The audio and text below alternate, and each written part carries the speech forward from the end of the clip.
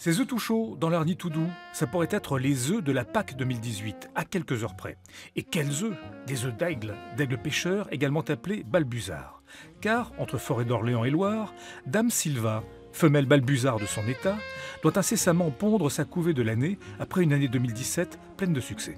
Ce sont les 3 œufs que la femelle a pondus l'an dernier, avec un nouveau mâle dont on ne savait pas s'il avait vraiment la maturité sexuelle, et qui après ont éclos et ont donné 3 jeunes qui ont grandi et ont été jusqu'à l'envol. Donc reproduction complètement réussie. Et pourtant ça n'était pas gagné après la disparition entre l'Afrique et le Loiret du premier compagnon de Silva.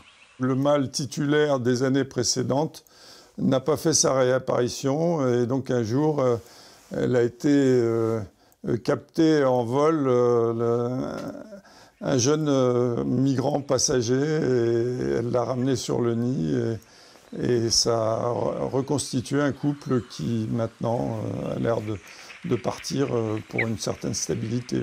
Bien évidemment, il faut à tout cela un certain confort, ce qui demande travail et savoir-faire.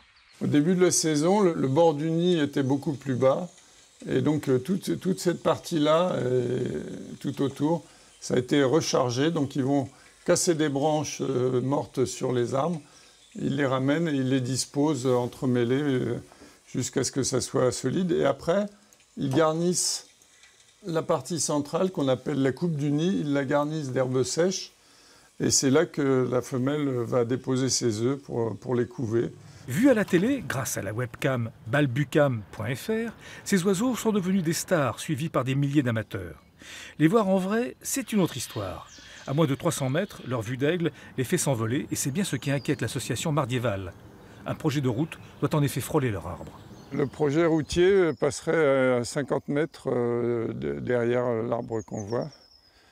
Et très probablement, le dérangement serait trop fort.